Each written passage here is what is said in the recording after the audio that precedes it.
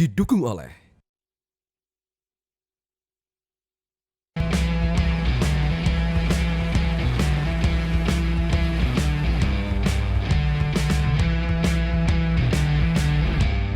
Semarang, salah satu kota yang menjadi saksi sejarah perjalanan kemerdekaan Indonesia. Kota yang selalu beradaptasi dengan kemajuan teknologi dan informasi. Kota yang dihuni oleh pemuda-pemudi yang saling terintegrasi, berjuang bersama untuk memajukan negeri. Salah satu pemuda yang memiliki peran besar adalah Hendrar Prihadi. Wali Kota Semarang yang memiliki visi misi memajukan dan memperbaiki berbagai elemen dengan program Semarang Smart City, serta mengajak anak muda Semarang untuk menjadi generasi jempolan. Sesuai dengan tema yang diangkat oleh MJN State Semarang, yaitu Smart Anak Mudanya, Smart City-nya.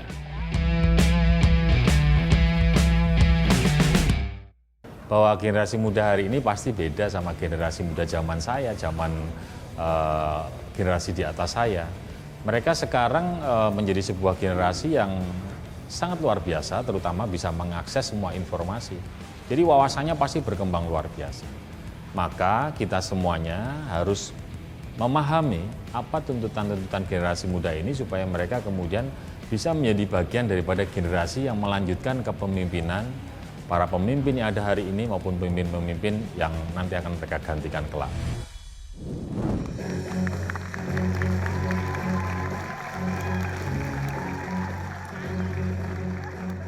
Baik, terima kasih. Selamat sore kawan-kawan sekalian, poros dulur yang selalu saya hormati, saya cintai dan saya banggakan. Hari ini kita beruntung karena ada MJN Stage yang diadakan di Kota Semarang. Ini programnya Metro TV yang memberikan banyak tokoh-tokoh untuk datang ke Semarang untuk bercerita tentang hal-hal yang terjadi di dalam negara kesatuan Republik Indonesia. Saya diminta untuk bercerita sedikit tentang anak muda Kota Semarang. Boleh ya? Baik. Anak muda Kota Semarang kalau boleh saya jabarkan hari ini mereka masuk kategori anak muda generasi muda yang jempolan. Mau jempolan atau jempol? Kalau jempol hari ini semuanya pakai jempol. Kita dengan kemajuan teknologi informasi ini, kita bisa pakai jempol kita, bisa mengakses ke seluruh dunia. Tapi kalau jempolan, itu adalah sebuah anak muda yang pilihan, dan saya rasa ini anak-anak muda Kota Semarang, karena yang di-share, yang di-browsing bukan hal yang negatif, tapi hal-hal yang positif. Kawan-kawan sekalian, dalam sebuah survei yang dilakukan oleh Charities Aid Foundation, kita waktu itu pernah mendapatkan informasi ini. Ada 3 pertanyaan kepada seluruh masyarakat yang ada di dunia ini. Pertanyaannya pertama, apakah kamu menolong orang yang tidak dikenal? Yang kedua, apakah kamu mendonasikan uang untuk kegiatan amal? Dan yang ketiga, apakah kamu meluangkan waktu untuk berorganisasi? Ternyata dari hasil survei itu, kawan-kawan sekalian, Indonesia menempati peringkat pertama. Jadi masyarakat Indonesia terkenal kedermawanannya. Masyarakat Indonesia terkenal mereka suka tolong menolong. Dan ini sesuai dengan semangat founding father kita. Pendiri bangsa kita Bung Karno pernah mengatakan, sebagai jati diri bangsa, kalau 5 Pancasila itu diperas akan muncul 3, dan kalau diperas lagi menjadi 1 namanya gotong royong. Inilah kekuatan bangsa kita, kawan-kawan sekalian. Jadi, mari kemudian kita terus lestarikan hal-hal yang baik dari pendiri bangsa kita ini. Anak-anak muda ini akan menjadi generasi penerus bangsa. Ada sebuah wilayah hari ini yang sedang dimasuki oleh generasi muda usia produktif, namanya adalah bonus demografi. Indonesia mengalami bonus demografi mulai dari tahun 2020 sampai 2030. Apa maknanya itu? Selama range waktu 10 tahun ke depan, anak mudanya ini menduduki posisi yang lebih tinggi dari generasi di atas maupun yang di bawah. Nah, ini sesuai dengan prediksi banyak orang. Pengamat ekonomi di dunia mengatakan 2045 akan muncul 2 negara baru yang menguasai ekonomi dunia, yaitu pertama India, yang kedua adalah Indonesia. Tepuk tangan dong buat negara kita. Pak Presiden dalam setiap kesempatan juga mengatakan 2045 Indonesia akan memasuki masa keemasan. Persoalannya 2045 masih 23 tahun lagi. Maka ini adalah masa-masanya adik-adik semuanya, kawan-kawan sekalian yang hari ini hadir untuk terus mengasah ilmunya, keterampilannya, supaya adik-adik nanti bisa membawa Indonesia ke masa emas. Tapi ada 3 syaratnya. Pertama syaratnya adalah IPO Lexos Boot Hankamnya harus stabil. Tidak boleh ada huru-hara, tidak boleh ada revolusi. Kita harus menjaga supaya NKRI ini harga mati dan Pancasila tetap jadi dasar negara kita. Yang kedua, tren ekonominya harus positif. Guncangannya luar biasa. Pandemi COVID 2 tahun meluluh lantakan ekonomi di seluruh dunia, Indonesia termasuk Semarang. Semarang pernah mencapai pertumbuhan ekonomi negatif di tahun 2020. Tapi 2021 kita sudah positif mencapai angka 5,16%. Nah, ini yang harus kita pertahankan. Syarat yang ketiga, ya ini generasi muda ini, kawan-kawan saya semuanya, poros dulur semuanya anak muda ini. Anak mudanya harus kompetitif. Tidak boleh lagi anak muda tawuran, udah nggak musim.